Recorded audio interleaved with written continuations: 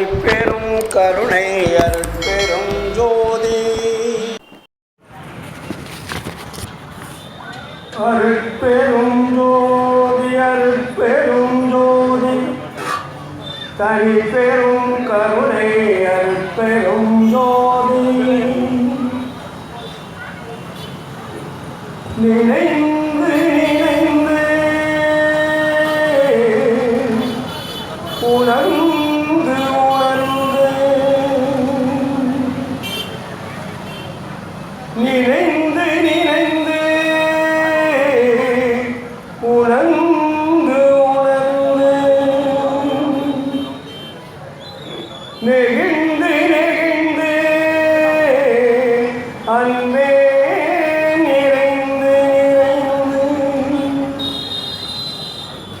ஊற்றையும் கண்ணீர் அதனால் உடம்பு நனைந்து நனைந்து அருள் அமுதே நன்னிதியே ஞான நடத்தரசே என்னுரிமை நாயகனே என்று என்னுரிமை நாயகனே என்று வளைந்து வளைந்து ஏற்றரும் நாம் வம்மின் உலையறி மரணமிலா பெருவாழ்வில் வாழ்ந்திடலாம் கண்டீ புனைந்துரையே பொய் புகழே சத்தியம் சொல்கின்றேன் பொச்சவையில் சிற்றவையில் புகும் தருணம் இதுவே புகும் தருணம் இதுவே புகும் தருணம்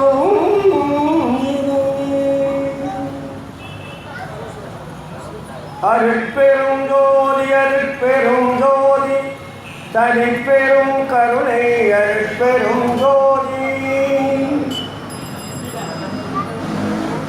ஆண்மனே ஒருமைப்பாட்டு உரிமையுடைய சகோதர சகோதரிகளே, ஒரு அனைவருக்கும் மகிழ்ச்சி கலந்த வணக்கத்தையும் வாழ்த்துக்களையும் தெரிவித்துக் கொள்கிறேன்.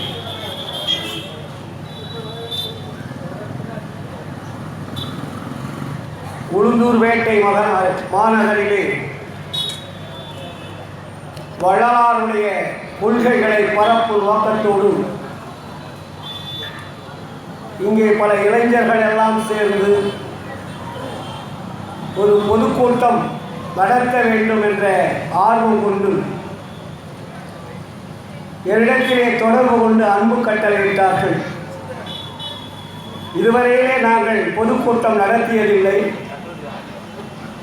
இருந்தாலும் இந்த ஆண்டு நடத்த வேண்டும், அதற்கு நீங்கள் தலைமை தாங்கி நடத்த வேண்டும் என்று கேட்டார்கள்.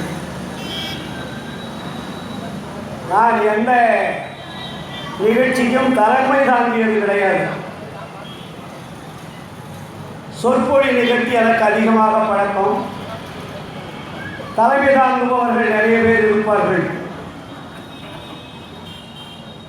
ஆனாலே இந்த நிகழ்ச்சிக்கு நமது அருமை நண்பர் வீரப்பன் அவர்கள் தொடர்பு கொண்டு கேட்கின்ற பொழுது, இன்று நான் ஈரோடு செல்லக்கூடிய ஒரு மார்க்கம், காலையிலே எனக்கு ஈரோட்டிலே நிகழ்ச்சி இருக்கிறது, இருந்தாலும் நான் போகின்ற வழியிலே உளுந்தூர்பேட்டையில் இறங்கி சொற்பொழி நிகழ்த்திவிட்டு நான் ஈரோடு செல்கிறேன் என்று சொல்லி அதற்கு நான் ஒத்துக்கொண்டேன். நாளைக்கு எனக்கு ஈரோடு நிகழ்ச்சி இருக்கிறது. அதனால் உங்களையெல்லாம் சந்திக்கின்ற பொழுது எனக்கு அளவில்லாத மகிழ்ச்சி. ஏனென்றால் உலகமெல்லாம் போற்றி ஒளி வடிவனாகி இலக அருள் செய்தான் இசந்து திலகன நானே சன்மார்கள் நடத்துகிறேன் நண்பெருமான் தானே எனக்கு தனித்து என்று சொல்லுவார் வள்ளலார். உலகமெல்லாம் போற்றக்கூடிய ஒப்பற்ற தலைவராகிய அருட்பெருஞ்சோதி ஆண்டவர் இந்த உலக மக்கள் இதுவரையும் யாரையும் தெரிந்து கொள்வாரில்லை. வள்ளலாருக்கு முன்னாடி ஒப்பற்ற தலைவன் இருக்கிறார். அவர் உண்மை தலைவனாக இருக்கிறார். பல கோடி அண்டங்களை ஈட்டிக் கொண்டிருக்கிறார். பல கோடி உலகங்களை ஈட்டிக் கொண்டிருக்கிறார்.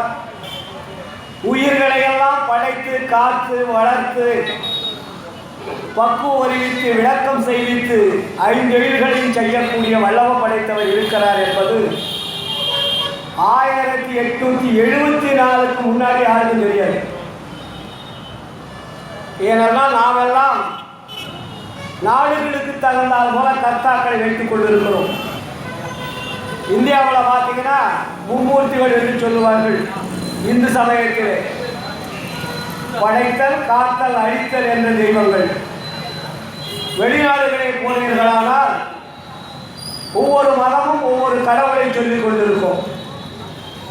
இவர்களெல்லாம் உண்மையான கடவுளா என்று பார்க்கின்ற பொழுது வள்ளல் பெருமான் வந்துதான் சொன்னார், எல்லாமே தத்துவங்கள், உண்மையான கடவுள் அல்ல என்று. ஏனென்றால் ஒரு மனிதன் கடவுளை தோற்றுவிக்கக்கூடிய சக்தி இருக்கிறதா என்றால் இல்லை. நான் தான் கடவுள் என்று எந்த கடவுளாவது வந்து சொல்லி என்னை தோற்றுவீங்கள் என்று சொல்லி இருக்கிறதா என்றால் இல்லை. இன்று உலகம் முழுவதும் நமக்கு வழிகாட்டக்கூடிய நூல்கள் என்று பார்த்தால் வேதங்கள், ஆகமங்கள், புராணங்கள், இதிகாசங்கள். இதுதான் நமக்கு ஆன்மீகத்திற்கு வழிகாட்டிய நூல்கள். அதற்கு நேரே சென்றமானால் 6 அந்தங்களை பற்றி சொல்லுகிறது. சித்தாந்தம், வேதாந்தம், கலாந்தம், யோகாந்தம், நாளாந்தம், போதாந்தம் என்று இப்படி 6 அந்தங்களை சொல்லுகின்ற பொழுது அந்தங்கள் எங்கே இருக்கிறது என்று கேட்டால் பதில் சொல்ல தெரியாது. அந்தங்கள் எங்கே சார் இருக்கிறது கேட்டால் பதில் சொல்ல தெரியாது. தெய்வங்கள் எங்கே இருக்கிறது கேட்டால் பதில் சொல்ல தெரியாது. ஒருவன் சூரியனை தெய்வம் என்பான், ஒருவன் நட்சத்திரங்களை தெய்வம் என்பான், ஒருவன் மண்ணை தெய்வம் என்பான், ஒருவன் நீரை தெய்வம் என்பான், ஒருவன் காற்றை தெய்வம் என்றான், ஒருவன் ஆகாயத்தை தெய்வம் என்றான், மற்றவர்கள் எல்லாம் விலங்குகளை தெய்வம் என்பார்கள். இது எல்லாம் பார்த்தோமானால் இதெல்லாம் மெட்டீரியல், தத்துவங்கள். இதெல்லாம் கடவுள்கள் அல்ல, கடவுளால் படைக்கப்பட்டவை. கடவுளை விட்டு கடவுளால் படைக்கப்பட்ட பொருள்களை கடவுள் என்று சொல்லிக் கொண்டிருந்தது இந்த உலகம். இதையெல்லாம் பார்த்துதான் வள்ளல் பெருமான் 1823 இறைவனால் வருவிக்க உற்று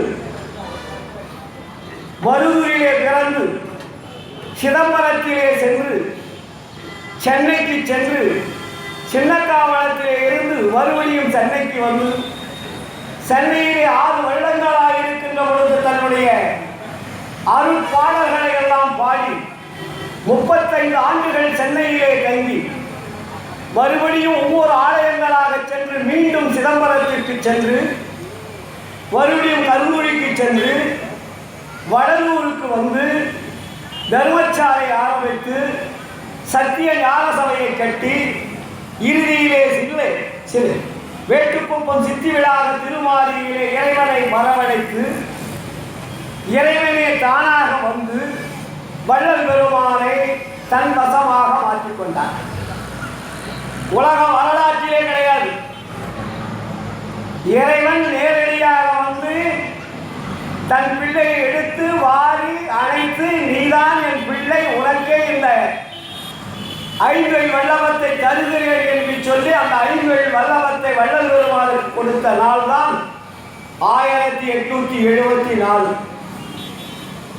ஏன் சொல்லுகிறேன் என்றால் அன்பர்கள், இதுவரையில் கடவுளுடைய உண்மை நாம் தெரிந்து கொள்ளவில்லை. ஆரம்ப நிலையிலே வள்ளல் பெருமான் கடவுளை தேடிக்கொண்டு வந்தார். தேடிக்கொண்டு வடமொழியே வருகின்ற பொழுது வேதங்கள் நிறைய சொல்லி இருக்கிறது என்று வேதங்களினுடைய உள்வாசலை திறந்து உள்ளே செல்லுகிறார். அப்ப வேதங்களிலே சமரசம் என்று ஒன்று இருக்கிறது. சமரச வேத சன்மார்க்க சங்கம் என்று அதை ஆரம்பிக்கிறார். வேத சன்மார்க்கத்திலே உள்ள நுழைந்து பார்க்கின்ற பொழுது அங்கே ஒரு தத்துவம் இருக்கிறது, உண்மை கடவுள் இல்லை. அடுத்தது 6 அந்தங்களை தாண்டி ஷடாந்த சன்மார்க்கம் என்று ஒரு அமைப்பை உருவாக்கி 6 அந்தங்களுக்கு மேல் இறைவன் இருக்கிறார், பிரம்ம சுரூபமாக இருக்கிறார் என்று நினைத்து ஷடாந்த சன்மார்க்க சங்கம் என்று ஒன்று ஆரம்பித்தார். அதை ஆரம்பிக்கின்ற பொழுது அது உள்ளே நுழைந்து அவரை தேடுகின்ற பொழுது 6 அந்தங்களிலும் கடவுள் இல்லை என்பதை தெரிந்து கொண்டார். தேடினார் தேடினார் தேடிக்கொண்டே இருந்தார். அவரே சொல்லுவார், மாயையாய் கலங்கி வருந்திய போதும் வல்லல் உன் தன்னையே நினைத்து உன் சாயையாய் படத்தை பார்த்தனே அல்லால் தலைவாவேது எண்ணியதுண்டு. தூய பொற்பாதம் அறிய நான் அறியேன், துயரினி சிறிது நின்று ஆற்றேன், நாயகா பொறுத்தது போதும் நன்றருள் புரிவது உன் கடலே என்று இறைவனையே கேள்வி கேட்டார். நீங்கள் வண்ணங்களாக வைத்திருக்கிறார்கள், வடிவங்களாக வைத்திருக்கிறார்கள், பல பெயர்கள் வைத்திருக்கிறார்கள். இறைவா, இவர்களெல்லாம் கடவுளா? இவர்களை கடவுள் என்று நான் எப்படி நம்புவது?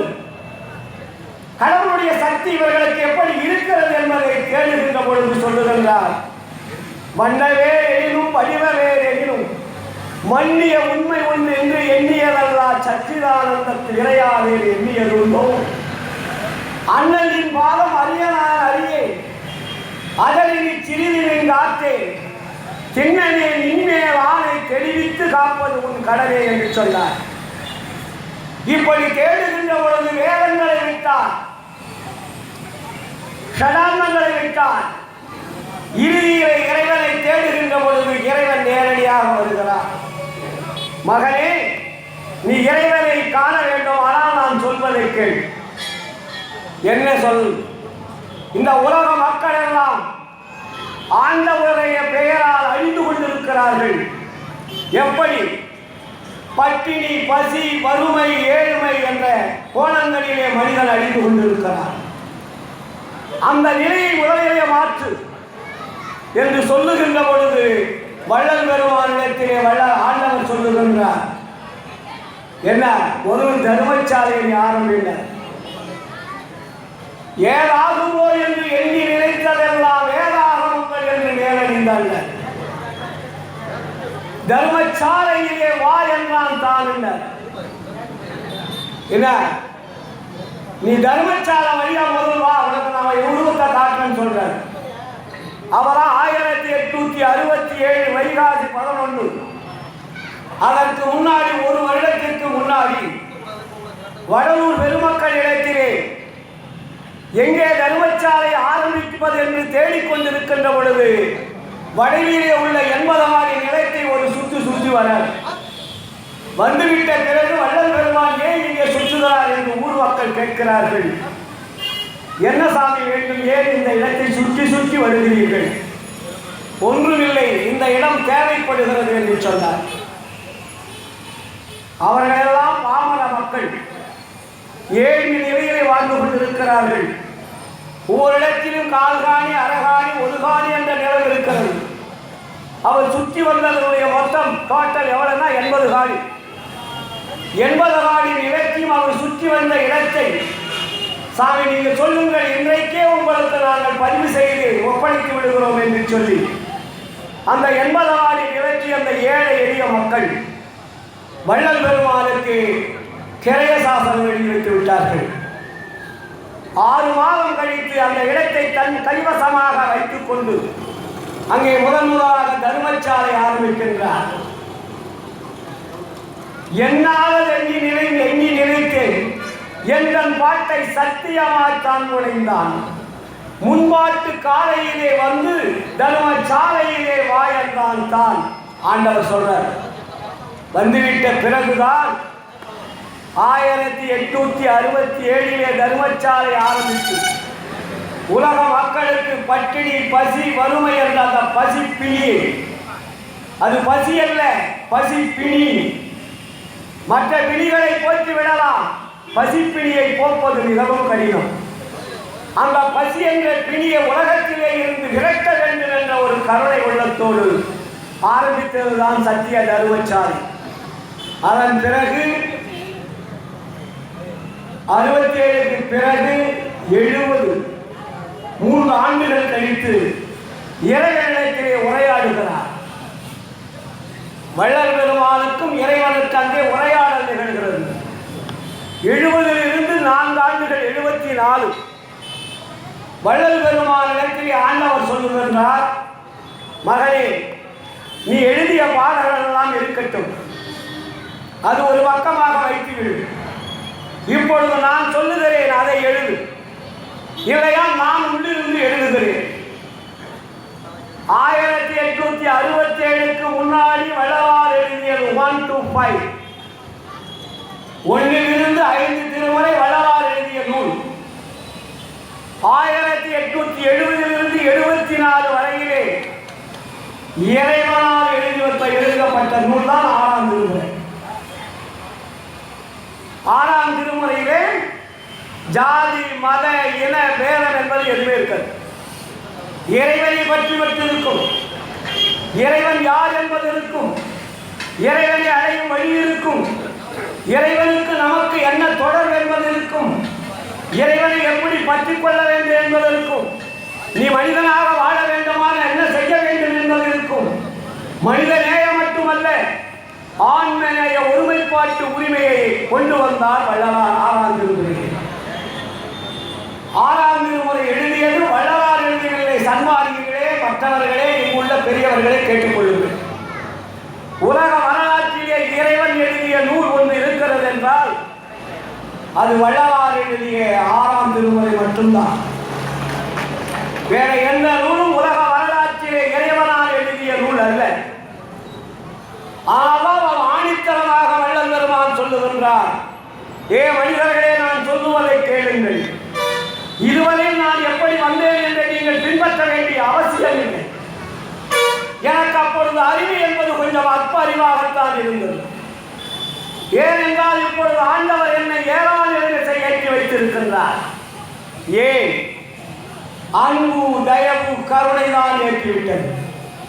நான் பாடிய பாடல்களோ, நான் வணங்கிய தெய்வங்களோ, நான் வழிபட்ட உருவங்களோ என்னை மேலேற்றி விடவில்லை. ஆதலால் இப்பொழுது என்னை மேலேற்றி விட்டது அன்பு, தயவு, கருணை தான் ஏற்றிவிட்டது. இதைப்போல் நீங்களும் அன்பு, தயவு, கருணை பெற்றுக் கொண்டீர்களானால் என்னை போல் ஏறாநிலை ஏறி விடலாம் என்று வள்ளலார் பதிவு செய்கிறார். அப்போ நாம் கேட்கிறோம், வள்ளல் பெருமான் இதற்கு முன்னாடி எல்லா தெய்வங்களையும் வழிபாடு செய்து வந்தாரே, நானும் அதே போல் வழிபாடு செய்து வந்தார் என்ன என்று சில அறிவிலிகள் கேட்பதுண்டு சன்மார்க்க சங்கங்களிலே. ஏ மனிதர்களே, அறிவு இல்லை என்பதை அவரே சொல்லிவிட்டு அறிவுள்ளதை நான் சொல்லுகிறேன் என்று சொல்லுகின்ற பொழுது நீங்கள் கேட்பதை எதை என்று உங்களால் புரிந்து கொள்ள வேண்டாமா? வே மக்களே, நான் சொல்லவில்லை, நான் உரைக்கும் வார்த்தை அல்ல. நான் உரைக்கும் வார்த்தை எல்லாம் நாயகன் தன் வார்த்தை. நம்புவீனோ நமரங்கால் நற்சருணம் இது. வானுரைத்த மணிமன்றில் எம்பெருமான் வரம் முறிந்து அடிக்கிட்டே போவார். அப்ப என்ன சார், நான் உரைக்கும் வார்த்தை எல்லாம் நாயகன் தன் வார்த்தை? அப்போ ஏன் இப்படி இவருக்கு மட்டும் ஆண்டவர் சொல்வார், மற்றவர்கள் சொல்லலையா? ஏன்னா உண்மை இருப்பது. எங்க உண்மை இருக்கிறதோ அங்க இறைவன் இருப்பார். ஆனால் சொல்றார் இங்கே, உண்மை உரைக்கின்றேன் உகந்தலையின் உலகில் உரையினரில் சந்தேகித்து உளறி அழியாதி என்மையினால் என நிலையில் எல்லாம் செய்வல்லான் என்னுள் அமர்ந்து இசைக்கென்றால் இதை கேள்வின் மீறி தன்மையோடு சுத்த சிவ சன்மார்கள் எரியும் சார்ந்து விரைந்து ஏறினோ சத்திய வாழ்வழிக்க கண்மை தரும் ஒரு வெறுஞ்சீர் கடவுள் என புகழும் கருணை நீதி இது ஒன்றே சொல்லுகின்றார். ஏன் இந்த சன்மாரிகள் இன்னும் மூடமாக இருக்கிறார்கள் என்பது எனக்கு புரியவில்லை. மற்றவர்களை திருத்தக்கூடியவர்கள்லாம் நானே திருந்தவில்லை என்றால் மக்களை எப்படி திருத்துவது? கதிரவேல் திருந்தவில்லை என்றால் கதிரவேலுடைய வாக்கை எப்படி மக்களிடத்திலே சென்று அடையும்? ஐயா சொன்னாரே, உலகினில் உயிர்களுக்கு ஒரு இடையூறலாம் விலக நீ அடைந்து விளக்குக மகிழ்கள். நீ அடைந்தால்தான் மற்றவர்களை அறிவிக்க முடியும். நீ அடையவில்லை என்றால் மற்றவர்களை உன்னால் எப்படி அறிவிக்க முடியும்? உன்னிடம் பொருள் இருந்தால்தான் மற்றவர்களுக்கு கொடுக்க முடியும். உன்னிடமே பொருள் இல்லை, நீ எப்படி மக்களுக்கு கொடுப்பாய்? அதுபோல் உன்னுடைய அருளை நீ பெற்றுக்கொண்டால் தான் மற்றவர்களுக்கு கொடுக்க முடியுமே தவிர நீ பெறாமல் கொடுக்க முடியாது. நீ உத்தமன் ஆகாமல் உலகத்தை நீங்கள் உத்தமனாக்க முடியாது. ஆனால் தான் உத்தமன் ஆகுக ஓங்குக என்பதை போற்றினின் போற்றினின் பெருஞ்சி ஆற்றலில் ஓங்கி அருள் பெருஞ்சூர். அப்ப எப்ப சுத்த சன்மார்க்கம் விளங்கும்? ஒழுக்கம் வேணும். வள்ளலார் சொன்ன நெறிகளை பின்பற்ற வேண்டும். வள்ளலார் ஒரு பட்டியல் போட்டாரே, மரணங்களா பெருவாழ்வு என்பது பெரிய விஷயம். அது அருள் உடம்பு பூரா நிறையணும். வள்ளல் பெருமான் சொன்ன மரணங்களா பெருவாழ்வு மரணங்களா பெருவாழ்வு சொல்லிட்டே இருக்கிறீங்க. ஒரு வயலாவது மரணங்களா பெருவாழ்வு அடைந்தாரா? இல்லை. ஏன்னா வாழ்க்கையே தீரும். மரணங்களா பெருவாழ்வு எப்படி வரும்? இந்த உடம்பு பொன்னுடமாக மாற வேண்டும். பொன்னை எரிக்க முடியுமா? எல்லாத்தையும் எரிச்சிடலாம் சார். பொன்னை எரிக்க முடியுமா? அப்போ உள்ளே அருள் என்று நிறைகின்ற பொழுது இந்த உடம்பு எப்படி மாற்றம் அடையும்? பொன்னுடம் எனக்கு பொறிந்திடும் பொருத்தான் என்னுடம் நடந்த எண்ணி அன்பு. நீ உனக்கு பொன்னுடம்பு வரணும். பொன்னுடம்பு வந்தால்தான் அருள் அந்த லோடாகும். நீ பூத உடம்பை வைத்துக் கொண்டு மரணங்களால் பெறுவோம் வாழ முடியுமானால் வாழ முடியாது. எனக்கே கிடைக்காது, எனக்கு தெரியும். நான் ஏமாற்ற சொல்லல, ஏமாற்ற மாதிரி இல்லை. எனக்கு இந்த பிறையில் மரணங்களால் பெறுவார் சத்தியமா கிடையாது. ஏன்னா அவருக்கு ஒரு விளக்கம் சொல்றார். மரணங்களால் பெறுவார் உனக்கு வர வேண்டுமானால் ஒரு அத்தாரிட்டி கொடுக்கிறார். என்ன அத்தாரிட்டி? நரை திரை பிணி மூப்பறியா நல்ல உடம்பிலே நற்புலத்தார். நரத்திரை பிணி மூப்பு வந்துருச்சே, என்றே எண்ணிலும் இளமையோடு இருக்க நன்றேதன் ஒரு ஞானமாமல். நீ இளமையா இருக்கக்கூடிய ஒரு வாழ்க்கை இருக்கிறது, கடைபிடித்தால் வரும். ஏனென்றால் நாம் செய்த பாவங்கள் நிறைய இருக்கிறது. கொஞ்சமான பாவமா பண்ணியிருக்கோம். இந்த பிறவியில் மட்டுமல்ல, முன்னே எத்தனை பிறவிகள் செய்த பாவம். இப்பொழுதுதான் சன்மார்க்கத்துக்கு வந்திருக்கிறோம். அப்பயும் வள்ளலார் ஒரு நமக்கு தகுதி தில்லு கொடுக்கிறார். மக்களே கொஞ்சம் எச்சரிக்காருங்க. திரைந்து திரைந்து உளுத்தவரும் இளமை அடைந்திடவும் சத்தவர்கள் எழுந்திடவும் சித்தாடல் புரிய வருகின்ற தருணம் இது வரம் பெறலாம். நீவி எப்படி இருந்தா? கரைந்து கரைந்து உளமுருகி கண்களில் நீர் பெருகி கருணை நட கடவுளை உட்கருவினோ கழித்து முடியுமா? ஒரு கடவுள் என்பதை உணர முடியாத நீங்கள் மரணங்களா பெருவாழ்வுக்கு மழை கட்டுகிறீர்கள். நிற்குமா? எந்த சன்மாதியாவது வீட்டிலே ஒரு ஜோதி தவிர வேற பழங்கள் இல்லை என்று சொல்லுங்கள். எல்லோரும் கதம்பமாக வாழ்ந்து கொண்டிருக்கிறீர்கள். கதம்பம் எப்படி ஒரு பூவுல பல வண்ணங்கள் இருக்கிறது, அதுபோல ஒவ்வொரு வீட்டிலும் சன்மார்க்க வீடுகளிலே நான் செல்லுகின்ற பொழுது பார்க்கிறேன். கதம்பங்களாக கடவுள் இருக்கிறார். வண்ண வண்ண கலரிலே கடவுள் இருக்கிறார். எல்லாரும் பிரேயர் போட்டு செவுத்தல் தொங்க வச்சுட்டு இருக்கிறாங்க. வள்ளலாருக்கு அதே மாதிரி கொண்டாந்து வச்சுட்டீங்க. வள்ளலார் என்ற உருவமே வேண்டாம்னு சொன்னார். ஏனென்றால் உண்மையான கடவுளை விட்டு விட்டு என்னை கடவுள் என்று தொழ ஆரம்பித்து விடுவீர்கள். உங்களுடைய அறிவு எவ்வளவு மட்டமானது என்பது எனக்கு தெரியும் என்று நினைத்தார் வள்ளலார். ஆனால் தன்னுடைய கரங்களிலே கொண்டு வந்து வள்ளலார் உழைத்த பழத்தை கொடுக்கின்ற பொழுது கீழே போட்டு உழைத்தார். சன்மார்க்க சங்கத்திற்கு ஒரு சவால் விட்டு ஒரு பாடலை பாடினார் வள்ளலார். ஏ சன்மார்க்க சங்கத்தி, தயவு செய்து கேளுங்கள். சன்மார்க்க சங்கத்தி, தயவு செய்து கேளுங்கள். என் மார்க்கத்தில் என்னை உமக்குள் ஒருவன் எனக் கொள்வி, எல்லாம் செய்வல்ல நமது இறைவனையே தொழுவி. புன்மார்க்கத்தவர் போல வேறு சில புகன்றே புந்திமய கிடையாது. பூரண மெய்ச்சுகமாய் தன்மார்க்கமாய் விளங்கும் சுத்த சிவம் ஒன்றே தன்னாரை என்னாரை சார்ந்தறிவினே. கேட்டமா? வள்ளலாருக்கு நீங்கள் எல்லாமே பண்ணிக்கிட்டு இருக்கிறீங்க. முருகனுக்கு, விநாயகருக்கு, ஆதிபராசக்திக்கு, இன்னும் மற்ற தெய்வங்களுக்கு என்னென்ன படைகள் பண்ணுறீங்களோ அத்தனையும் வள்ளலாறு வச்சு படையல் பண்ணிட்டு இருக்கிறீங்க. வள்ளலார் படையல் கேட்டாரா? பூ வேணும்னு கேட்டாரா? மாலை வேணும்னு கேட்டாரா? அந்த சமய குப்பையிலிருந்து வெளியே வாருங்கள் என்று சொன்னாரே வள்ளலா. இன்னொரு வள்ளலாரிய சமய குப்பையிலே வைத்துக் கொண்டு நீங்கள் வழிபாடு செய்து கொண்டு இருக்கிறீர்களே, எப்படி மனநலா பெறுவார் வரும்? சிந்திக்க வேண்டும் அன்பர்களே. வள்ளலார் அருட்பெருஞ்சோதி ஆண்டவரை தவிர வேறு கடவுளை வழிபாடு செய்யாதீர்கள் என்று சொன்னார் இல்லையா? கேட்டமா? சாகாத கல்விக்கு என்ன வழி சொன்னார்?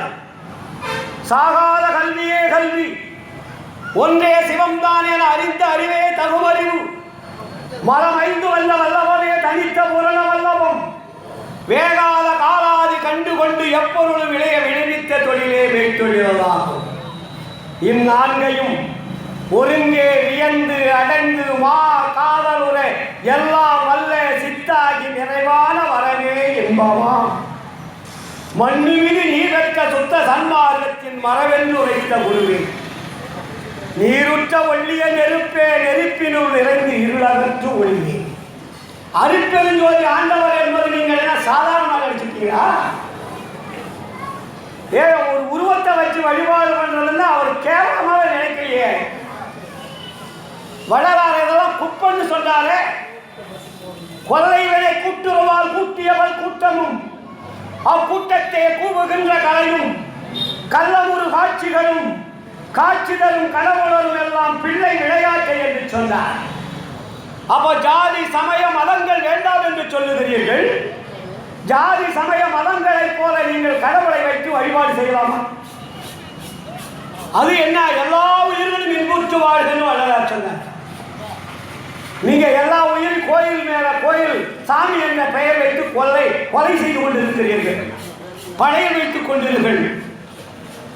இறைவனால் படைக்கப்பட்ட உயிர் எல்லாருக்கும் பொதுவல்லவா, சமம் அல்லவா, வேதம் இருக்குமாறுவே. இதைத்தானே வள்ளலார் சொன்னார். கடவுளை தெரிந்து கொள்ளக்கூடிய அறிவு உனக்கு இருக்கிறது என்றால் நீ எப்படி வாழ வேண்டும், எப்படி வாழ்ந்தால் கடவுளை உன்னால் அறிந்து கொள்ள முடியும் என்று அழகான ஒரு பாடலை பதிவு செய்தார் வள்ளலார். எப்படி? எத்துணை வேதம் உறார் எவ்வுயிரும் தம்முயிர் போல் எண்ணி உள்ளே ஒத்து உரிமை உடையவராய் ஒக்கின்றார் யாவர் அவர் உளம்தான் சுத்த சித்துருவாய் எம்பெருமான் நடப்புரியும் இடம் என நான் தெரிந்தேன். கடவுள் எங்கே இருக்கிறார் தெரிஞ்சாரு. எல்லா உயிர்களும் ஒன்றென்று நினைக்கக்கூடிய உணர்வுள்ளவன் அறிவுள்ளவன் எவனோ அவன் மட்டும்தான் கடவுளை காண முடிகிறார். அது என்ன சாதாரண மனிதர்களா, மிருகங்களா? எல்லா உயிர்களும் இறைவனால் படைக்கப்பட்ட உயிருள்ள ஜீவன்கள் எதுவாக இருந்தாலும் எத்துணையும் வேதம் வராது. உயிர்னு போட்டார். உயிரை பிரிக்கிறாங்க. எல்லா ஜீவர்களிலும் உயிர் இருக்கிறது என்று பொருள். ஆனால் எத்துணையும் வேதம் வராது எவ்வுயிரும் தம்முயிர் போல் எண்ணி உள்ளே ஒத்து உரிமை உடையவராய் நோக்கின்றார் யார் அவர்களும் தான் சுத்த சித்துருவாய் எம்பெருமான் நடமுடியும் இடமென நான் தெரிந்தேன். அந்த வித்தகதம் அடிக்கேவல் புரிந்திட என் சிந்தை மிக விளைந்ததால் அவன் தாண்டா கடவுள், அவனை விளக்க அவன் கால நான் விழுவேன். இதுதான் சன்மார்க்க வாழக்கூடிய வாழ்க்கை. சன்மார்களுக்கு எது தேவை? எல்லா உயிர்களிடத்திலும் அன்பு தேவை. தயவுடையோர் எல்லோரும் சன்மார்க்க சங்கத்தை சார்ந்தவர். நீங்களெல்லாம் இப்போ சார்ந்து இருக்கிறீங்க. எப்படி இருந்தா தயவு இருக்கணும். தயவுன்னா என்ன? மற்ற உயிர்களுக்கு துன்பம் செய்யாமல் உபகாரம் செய்வதற்கு பேர் தயவு. மற்ற உயிர்கள் எதுவாக இருந்தாலும் அந்த உயிர்களுக்கு துன்பம் செய்யாமல் அந்த துன்பம் வருகின்ற பொழுது பார்த்து அந்த துன்பத்தை துடைக்கக்கூடிய வல்லவம் யார்கிட்ட இருக்கிறதோ அதற்கு பேர் தான் தயவு. அதனால்தான் நமக்கு என்ன சொன்னாரு, தயவுள்ளோர் எல்லோரும் சன்மார்க்க சங்கத்தை சார்ந்தவரே. அப்ப அருள் எப்ப வரும்? இறைவனிடத்திலே தொடர்பு கொண்டால் அறிவு வரும், அருள் வரும். அதனால் அருளுடையோர் எல்லோரும் சன்மார்க்க சங்கம் அடைந்தவர். சார்ந்தவர் வேறு, அடைந்தவர் வேறு. நீங்கள் சார்ந்திருக்கிறீர்கள், அருளை பெறுவதற்குண்டான தகுதியற்றவர்களாக இருக்கின்றீர்கள். ஏனென்றால் நாம் பெற வேண்டியது ஒழுக்கம். வள்ளல் பெருமானுடைய பேசிக் எது என்றால் ஒழுக்கம். ஒழுக்கத்தில் நாளா பிரிச்சவர் வள்ளலார், உலக வரலாற்றிலே கிடையாது. வள்ளுவர் சொன்னார், ஒழுக்கம் விழுப்பம் தரலாம், ஒழுக்கம் உயிரினு ஓம்பப்படும். என்ன ஒழுக்கம்னு சொல்லல, வள்ளலார் சொல்லுகின்றார், ஒழுக்கம் என்பது 4 வகை. இந்த உடம்பை நானாக பிரித்தார். ஒன்று இந்திரியம், கரணம், ஜீவன், ஆன்மா. இது 4க்கு 4 ஒழுக்கம் வேணுங்கிறார். இந்திரியத்துக்கு இந்திரிய ஒழுக்கம், கரணத்தை கட்டுப்படுத்தினா கரண ஒழுக்கம், ஜீவனை நிறுத்திட்டா ஜீவ ஒழுக்கம், ஆன்மாவை நிறுத்திட்டா ஆன்ம ஒழுக்கம். இந்த 4 ஒழுக்கங்கள் யார் கடைபிடிக்கின்றார்களோ அவர்களுக்கு மட்டும்தான் மரணங்களா பெருவாழ்வு என்பது கிடைக்கும். அன்பர்களே, இன்னும் 8 மணிக்குள்ள எங்க நிகழ்ச்சி முடிக்கிறோம். ஏன்னா நம்ம ஒரு 4 மணிக்கு ஆரம்பிச்சிருந்தா நல்லா இருந்திருக்கும். ஊர்வலமே 5, 6க்கு வேலை ஆயிடுச்சு. மக்களுக்கு கொஞ்சம் புரிய வைக்கணும். எல்லோரும் பாமர மக்கள், அறியாத மக்கள், புரியாத மக்கள். கடவுள் யார் என்பதை மக்களுக்கு முதல் சொல்லணும். கடவுள் யார் என்பது தெரியாது இருக்கின்ற வரையில் மக்கள் திருந்துவதற்கு வாய்ப்பு கிடையாது. அதனால்தான் வள்ளல் பெருமான் கடவுள் ஒளியாக இருக்கிறார் சொன்னார். அந்த ஒரே ஒரு கடவுள் தான் அருட்பெருஞ்சோதி. இப்ப நண்பர் கூட சொன்னார், மந்திரத்தை பிரிச்சு பாடக்கூடாது. அருட்பெருஞ்சோதி, அருட்பெருஞ்சோதி, தனிப்பெருங்கருணை, அருட்பெருஞ்சோதின்னு டோட்டலாக தான் சொல்லணும். பாதி சொல்லிட்டு பாதி மறுபடியும் சொல்றது அது ஒரு அறியாமை. அப்படி சொல்லாதீங்க நண்பர். இனிமேல் அருட்பெருஞ்சோதி, அருட்பெருஞ்சோதி, தனிப்பெருங்கருணை, அருட்பெருஞ்சோதின்றது ஒரே லைன்ல சொல்லிடணும். பிரித்து பேசக்கூடாது, பிரித்து பாடக்கூடாது. ஏன்னா வள்ளலாருடைய வாக்கம் கூட. அதனால் அன்பர்களே, நிறைய பேசலாம், நேரங்கள் பொன் போன்றது. இன்னும் அன்பர்கள் எல்லாம் பேச வேண்டியது இருக்கிறது. நான் பேசுகிறேன், நான் எத்தனை நாளைக்கு வேணாலும் பேசிக்கிட்டே இருப்பேன். இருந்தாலும் காலத்தை கருதி, நேரத்தை கருதி இந்த உளுந்தூர்பேட்டை மக்களுக்கு அருட்பெருஞ்சோதி ஆண்டவர் நீண்ட ஆயுள், நிறைந்த செல்வம், அழியா புகழ் கொடுத்து எல்லோரும் மகிழ்ச்சியுடன் வாழ்வாங்க வாழ வேண்டும் என்று கூறி, எல்லாம் வல்ல அருட்பெருஞ்சோதி ஆண்டவர் உங்களுக்கெல்லாம் மறைமுகமாக அருகிலிருந்து அருளையும் பொருளையும் வழங்கி வாழ வைப்பார். உங்கள் இல்லங்களிலே ஒளியைப்பார். ஒளியை வையுங்கள், ஒளிச்சுடர் அந்த வீட்டிலே எரியட்டும். எல்லா வீடுகளிலும் அருட்பெருஞ்சோதி மகாமந்திரம் ஒலிக்கட்டும். மகாமந்திரம் ஒலிக்கின்ற வீடு மகிழ்ச்சியான வீடாக இருக்கும். உலகத்தில் எத்தனையோ மந்திரங்கள் இருந்தது. அந்த மந்திரங்கள் எல்லாம் பொய் மந்திரங்கள். இது ஒன்றுதான் உயிருள்ள மந்திரம், உயிர் காப்பாற்றக்கூடிய மந்திரம். அதனால்தான் அதற்கு இறைவனால் எடுத்து கொடுக்கப்பட்ட மகா வாக்கியம் சொன்னார். வேதங்கள் சொல்லியதல்ல, ஆகமங்கள் சொல்லியதல்ல, சித்தாந்த, வேதாந்த, கலாந்த, யோகாந்த, நாதாந்தம் சொல்லியதல்ல. இது எல்லாம் வல்ல அருட்பெருஞ்சோதி ஆண்டவரை எடுத்து கொடுக்கப்பட்ட மகா வாக்கியம். அந்த மகா வாக்கியத்தை நீங்கள் எல்லோரும் இன்றிலிருந்து எந்த துன்பங்கள், துயரங்கள், இடர்கள் வீட்டிலே வந்தாலும் அந்த மகாமந்திரத்தை உங்களுக்கு எவ்வளவு நேரம் சொல்ல முடியுமோ அவ்வளவு நேரம் சொல்லி பாருங்கள். உங்களுக்கு அடுத்த குறிப்பிட்ட நேரத்திலே அந்த வினைகள் எல்லாம் நீங்கி மகிழ்ச்சியுடன் வாழ்வீர்கள் என்று கூறிக்கொண்டு இந்த வாய்ப்பளித்த அத்தனை அன்புள்ளவங்களுக்கும் நன்றி கூறி விடைபெறுகிறேன். நன்றி, வணக்கம், வாழ்த்துக்கள். அருட்பெருஞ்சோதி, அருட்பெருஞ்சோதி. அருட்பெரும் ஜோதி